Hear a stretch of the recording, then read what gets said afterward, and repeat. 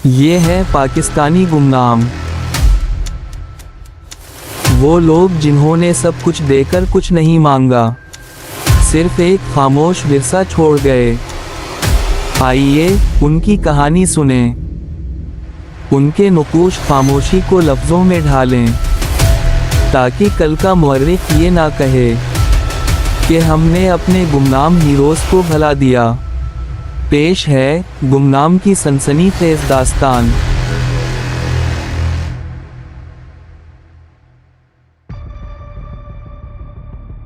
एक आम फ्लाइट में तैमूर, इमरान और बिलाल के साथ मौजूद था। फ्लाइट इकानोमी क्लास की थी। ये एक बड़ी बात थी क्योंकि सेक्शन कमांडर ने अपनी जिम्मेदारी पर इन्हें इस ऑपरेशन की इजाज़त दी थी। जहाज़ पिछले 13 घंटे से हवा में उड़ रहा था। वैसे हमने नॉर्वे में जाना किधर है? इमरान ने तैमूर के कान में सरगोशी की। पहले हम वहां पहुंच तो जाएं, फिर मैं बताऊंगा कि हमारी मंजिल किधर है। तैमूर ने बात को गोल किया तो इमरान समझ गया कि अभी वो कुछ बताना मुनासिब नहीं समझ रहा। तैमूर ने खामोशी से टेक लगाकर कानों में हैंड्स फ्री लगा लीं। बिलाल पहले ही आंखें बंद किए इस शुगल में मसरूफ था। कैसे ये बंदा अकेला ही दुश्मन की कच्छार में घुस जाता है और अल्लाह इसके लिए आसानियां भी पैदा कर देता है। तैमूर भी आंखें बंद करते हुए सुल्तान के बारे में सोचने लगा, और इसके साथ ही उसकी फिक्र लाहक होने लगी। नॉर्वे ऐसा मुल्क नहीं था जहां बंदा बेफिक्री से फिर सके। एक तो मौसम शदीद था, दूसरा उसे जो नक्शा मौसूल हुआ था इसके मुताबिक वो जगह किसी रेजोर्ट से दूर बर्फानी पहाड़ों के दामन में वाक़े थी।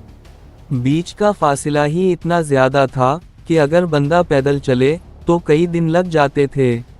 ऊपर से जनवरी का महीना चल रहा था, जो कि नॉर्वे में ख़तरनाक तरीन मौसम समोए हुए होता है। तैमूर ने चौंकते हुए आंखें खोल दीं और जेब से मोबाइल निकालते हुए उसमें नक्शा जूम करके देखने लगा। ये हाथ का बना हुआ नक्शा था जो इस जैसे माहिर जासूस या फिर स्पेशल यूनिट के लोग ही समझ सकते थे। पेंसिल की मदद से लकीरें और क्रॉस का निशान ही नज़र आता था जो मंजिल तक पहुंचने का वाहिद रास्ता था। घबराना नहीं मेरे दोस्त, हम लोग आ रहे हैं, मिलकर उन लोगों की बैंड बजाएंगे, उसने दिल में सोचा। वो सेक्शन कमांडर को तो बस उसे वापस लाने का कहकर आया था, लेकिन ये इसकी फितरत में नहीं था कि वो खाली हाथ वापस लौट आए। इसने सुल्तान के साथ मिलकर ऐसे कई एक तमाशे किए थे, और आखिर में आतिशबाजी का माकूल इंतज़ाम करना उनका पसंदीदा मशगला था। अभी भी वो इस बारे में सोच रहा था कि जहाज़ को एक ज़ोरदार झटका लगा, और साथ ही कैप्टन की अनाउंसमेंट शुरू हो गई जो मौसम के शदीद ख़राब होने का बता रहा था। लो जी, अब इसकी कसर भी बाकी रह गई थी। बस एक बार मंजिल पर पहुंच जाएं तो फिर जो होगा देखा जाएगा। या अल्लाह, बस एक बार वहां खैरियत से उतार देना। तैमूर के लब दुआया अंदाज में हिलने लगे। जहाज में एक अजीब सी बेचैनी फैल गई थी और कुछ बच्चों और औरतों ने रोना भी शुरू कर दिया था। थोड़ी देर खैरियत से गुजरी और फिर जहाज ने एक और झटका खाया। अब की बार शिद्दत पहले से कहीं ज़्यादा थी और फिर जहाज़ मुतवातिर झटके खाने लगा। एक तो झटकों का शोर, ऊपर से अंदर बैठे मुसाफिरों की आहो बका, और ऊपर से कैप्टन की अनाउंसमेंट, सब मिलकर एक अजीब सी हैबत तारी कर रही थी। और फिर इसके खदशात हकीकत का रूप धारना शुरू हो गए। जहाज़ ने एक ज़ोरदार झटका खाया और फिर इसका रुख ज़मीन की जानिब हो गया। तैमूर ने खिड़की से बाहर देखना चाहा तो उसे सफ़ेदी के अलावा कुछ भी दिखाई ना दिया, जो इस बात का इशारा था कि जहाज़ अपनी परवाज़ कायम रखने के लिए बाहर जारी बर्फानी तूफ़ान से शदीद ज़ोर आजमाई कर रहा है। अचानक ही छत पर लगे छोटे खाने खुल गए और इसमें से ऑक्सीजन मास्क निकलते हुए उनके चेहरों के सामने झूलने लगे। फ़ौरन अपना बंदोबस्त करो। तैमूर इमरान और बिलाल को बस इतना ही बोल पाया और मासिक मुंह पर जमाने की कोशिश करने लगा, जब तैयारे ने अचानक ही गोता लगाया और तेज़ी से ज़मीन की जानिब गिरने लगा। इनाया को यहाँ आए 3 दिन हो चुके थे, लेकिन डैनियल के अलावा इससे कोई बात करने नहीं आया था। इनाया बेड पर टांगें सुकेड़े बैठी थी कि कमरे के दरवाजे पर दस्तक हुई। ये अजीब बात थी, क्योंकि इससे पहले कभी इस कमरे में, या जहां वो पहले रह चुकी थी, कोई दस्तक देकर आने की इजाज़त नहीं मांगता था। इनाया ने सोचते हुए कहा, आ जाओ, और सीधी होकर बैठ गई। कुछ ही देर में एक बूढ़ा कमरे में दाखिल हुआ। इसकी आंखों पर गोल चश्मा लगा था और हाथों में कॉफी के 2 कप थे। क्या मैं यहाँ बैठ सकता हूँ, प्यारी लड़की? आने वाले ने इनाया के सामने पड़ी कुर्सी की तरफ इशारा करते हुए पूछा। हैरत की बात ये थी कि वो साफ उर्दू में बात कर रहा था। जी बैठिए, इनाया ने उसे गौर से देखते हुए बस इतना ही कहा। आने वाले ने एक कप उसकी तरफ बढ़ाया, जिसे इनाया ने खामोशी से थाम लिया। वो सामने कुर्सी पर बैठकर अपने कप से चुस्कियां लेने लगा। पी लो, वरना यहाँ ऐसी चीज़ें जल्द ठंडी हो जाती हैं, उसने इनाया के कप की तरफ इशारा करते हुए कहा, और इन्हें दोबारा गर्म करने में वक्त और मेहनत लगती है। इनाया ने खामोशी से कॉफ़ी का एक छोटा घूंट भरा। काफ़ी लाजवाब थी। उसके चेहरे पर एक अच्छा तासुर आया। अच्छी है ना? उसने मुस्कुरा कर पूछा। मैंने खुद अपने हाथों से बनाई है। मेरे जैसी कॉफ़ी कोई नहीं बना सकता, इसीलिए ये काम मुझे खुद ही करना पड़ता है। आज बना रहा था तो सोचा तुम्हारे लिए भी बना लूं। इसी बहाने तुमसे मुलाकात भी हो जाएगी। इनाया के चेहरे पर भी एक धीमी मुस्कुराहट फैल गई। मेरा नाम डेविड है, डेविड गैरट। तुम्हारे मुल्क में होने वाले हर एक मिशन का मैं इंचार्ज हूँ। हमारा काम किसी ना किसी तरह चलता ही रहता था कि फिर अचानक एक अल्फा 1 नामी चूहा, मेरा मतलब है एक शख्स, हमारे रास्ते में आ गया। हम उसे कैसे भी करके संभाल लेते, लेकिन वो हर बार हमारे रास्ते का कांटा साबित हो रहा था। हमने बहुत कोशिश करके देख ली, लेकिन वो किसी तरह भी ना खुद चैन से बैठ रहा था और ना ही हमें चैन लेने दे रहा था। और फिर तुम हमारी नज़रों में आ गईं। या तो तुम्हें उससे मोहब्बत हो गई थी, या फिर वो तुमसे मोहब्बत कर बैठा, लेकिन इसमें फ़ायदा हमारा ही था। अब उसे कुछ कहा तो तुम हमारा क्या बिगाड़ लोगी। लेकिन अगर तुम्हें कुछ हो तो वो बहुत कुछ कर सकता है, और यही हम चाहते हैं।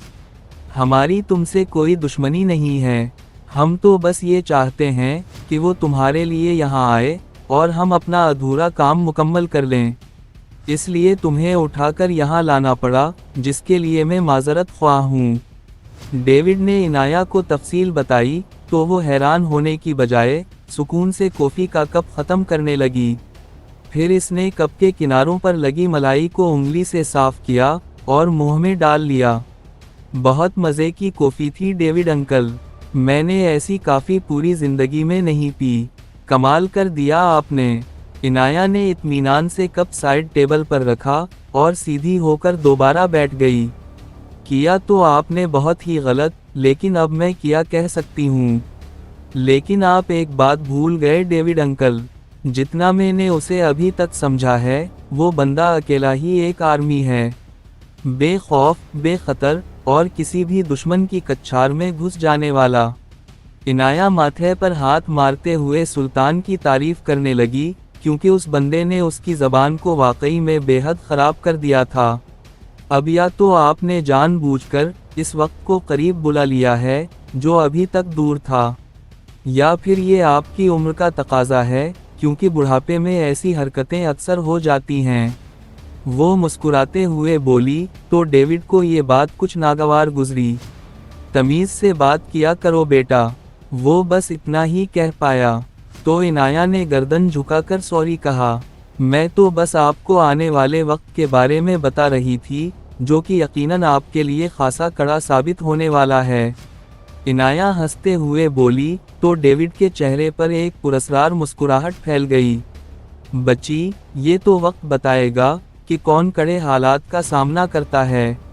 मुझे तुम्हारी ये बहादुरी और दीदा दलीरी बहुत पसंद आई। बस बदतमीज़ी छोड़ दो तो तुम एक अच्छी लड़की साबित होगी। डेविड उठते हुए बोला, और उसे बावर करवाया कि उसे इसका लहजा कुछ खास पसंद नहीं आया। जी मैं माजरत ख्वाह हूँ। आइंदा कोशिश करूँगी कि मुझसे ऐसी गुस्ताखी ना हो। इनाया भी इसके साथ खड़ी हो गई।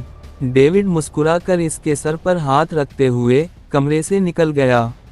मैं किसी वजह से नहीं बोली, वरना तुम्हें बता देती कि तुम्हारा बराह रास्त पाला किस बला से पड़ने वाला है। इनाया गुस्से से बड़बड़ाई, तुम जिस बंदे को अभी तक हल्के में ले रहे हो, वो अपनी ज़ात में खुद एक आर्मी है। ना वो तुम लोगों को छोड़ेगा, और ना ही तुम्हारी कोई निशानी बाकी रहेगी। इनाया गुस्से से बड़बड़ाती हुई दोबारा बिस्तर पर आ बैठी। इसे बस इंतज़ार करना था, तो वो क्यों अपना वक्त परेशानी में गुजारती। इसे उम्मीद थी कि अल्फ़ा 1 यहाँ भी पहुँच जाएगा, और उसके यहाँ आने से पहले ही सब लोगों को उसकी खबर हो जाएगी, क्योंकि वो कभी खामोशी से नहीं आता था। अल्फ़ा 1 की आंख एक झटके से खुली। इसे होश आने में थोड़ा वक्त लगा, फिर उसे याद आया कि वो कहाँ है। वो अभी तक एक पत्थर से टेक लगा कर बैठा था। पास लकड़ियाँ पड़ी थीं, जिनसे हल्का धुआं उठ रहा था। इसने घड़ी में वक्त देखा, सुबह के 6 बज रहे थे। यानी मैं 4 घंटे सोया हूँ। इसे खुद पर हैरानी हुई कि वो बगैर स्लीपिंग बैग के इस हालत में कैसे सोया। फिर इसे अचानक याद आया। अल्फ़ा ने दाखिली रास्ते की तरफ देखा, जहाँ कल एक रीछ अपने बच्चे के साथ मौजूद था। अल्फ़ा ने उन्हें खाने के लिए कुछ दिया था, और अब वहाँ कोई नहीं था। वो तेज़ी से उठा और एहतियात से गार के दहाने की तरफ बढ़ा। थोड़ी देर बाद वो उस खूनुमा गार से बाहर निकल आया। बाहर तूफान रुक चुका था, लेकिन मौसम अभी भी खराब लग रहा था। रीछ और उसका बच्चा वहाँ मौजूद नहीं थे। लगता है वो चले गए हैं, और वो भी मुझे जिंदा छोड़कर। अल्फ़ा हैरत भरे अंदाज में बोला, क्योंकि रीछ से हमदर्दी पागलपन के बराबर थी। रीछ तो अपने शिकार को भी नहीं छोड़ते। वो मुस्कुराया और वापस मुड़ने लगा, तो उसे गार के दाखिली दरवाजे के बिल्कुल पास कुछ नज़र आया। वो तेज़ी से उस जानिब बढ़ा, और पास पहुंचकर देखा तो ये एक बड़े साइज़ की मछली थी। ओह, तो जनाब मेरे लिए तोहफा छोड़ गए हैं। इसने रीछ को याद करते हुए मुस्कुराकर मछली उठा ली, जो पत्थर की तरह सख्त हो चुकी थी। ऊपर वाले की मेहरबानी, गोश्त के बदले मछली मिल गई। अल्फ़ा ने खुश होकर मछली पकड़ी और अपनी जगह वापस पहुंच गया। फिर उसने आग जलाई और बड़ी मुश्किल से मछली के टुकड़े करके इन्हें आग पर सेकने लगा। पूरी गार मछली के भुने जाने की महक से भर गई, और फिर उसने एक शानदार नाश्ता किया। अब मुझे निकलना चाहिए, पता नहीं मुझे वहां पहुंचने में मज़ीद कितने दिन लगेंगे, और ये भी पता नहीं इनाया किस हाल में होगी। पहले मैं उन लोगों से निमट लूं, फिर अपनी इनाया के लिए जाऊंगा। वो अपना सामान समेटता जा रहा था, और साथ ही इनाया के बारे में भी सोच रहा था, जो सिर्फ इसकी वजह से दुश्मनों के हथे चढ़ी हुई थी। सारी तैयारी मुकम्मल की, और अपनी वहां मौजूदगी के सारे सबूत मिटाए। फिर इसने सर पर गरम ओनी टोपी चढ़ाई, हाथों पर गरम दस्ताने पहने। उसने मफलर को अच्छी तरह से चेहरे पर लपेटा, और अपना बैग कमर पर बांधकर बाहर निकल आया। तूफान एक बार फिर से उठने के लिए तैयार था, लेकिन उसे किसी चीज़ की परवाह नहीं थी। अल्फ़ा बेफिक्री से आगे बढ़ने लगा। नक्शा वो पहले ही देख चुका था, और जहाँ से उसे मुड़ना था, या कोई खाई या चढ़ाई थी, वो सब निशानों की मदद से वाज़ेह था।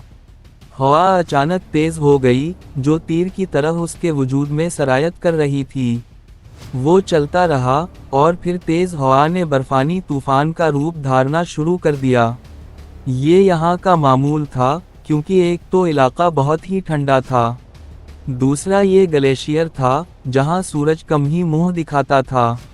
तेज़ हवा इसकी रफ्तार को कम करने की पूरी कोशिश कर रही थी, लेकिन वो आगे बढ़ता रहा। अचानक उसे एहसास हुआ कि तूफान में तेज़ हवा के अलावा भी किसी चीज़ का शोर है। वो अभी अंदाज़ा लगाने की कोशिश ही कर रहा था कि धुंध में एक हयूला सा वाज़ेह हुआ, और फिर एक जहाज इसके सर के ऊपर से गुजरता हुआ आगे निकल गया। जहाज बहुत नीची परवाज कर रहा था, और जिस तरह वो डोलता हुआ निकला था, उसे किसी खतरे का एहसास हुआ। थोड़ी देर बाद ही ऐसी आवाज़ आई, जैसे कोई चीज़ ज़मीन से टकराई हो, और घसीटती हुई दूर तक चली गई हो। एल्फा ने सिमत का तयन किया, और फिर दौड़ लगा दी। तेज़ हवा में दौड़ना कोई आसान काम नहीं था, लेकिन इसमें एक अनदेखी कुव्वत समाई हुई थी, जो उसे ये सब करने पर मजबूर कर रही थी। फिर थोड़ी दूर से उसे वो जहाज नजर आ गया, जो टूटे फूटे हाल में बर्फ पर लकीर खींचता हुआ रुक गया था। तूफान की वजह से आग नहीं लग सकी थी, लेकिन जहाज खासा टूट फूट का शिकार हो चुका था। जहाज पर नजर पड़ते ही इसके दौड़ने की रफ्तार मजीद तेज हो गई। ये कहानी आपको कैसे लगी? अच्छी लगी तो वीडियो को लाइक और चैनल को सब्सक्राइब करें, और बेल आइकन भी दबा दें, ताकि नई वीडियोस आप तक फौरन पहुंचें। मिलते हैं अगली वीडियो में, तब तक के लिए हमें दें इजाज़त। अल्लाह हाफिज़।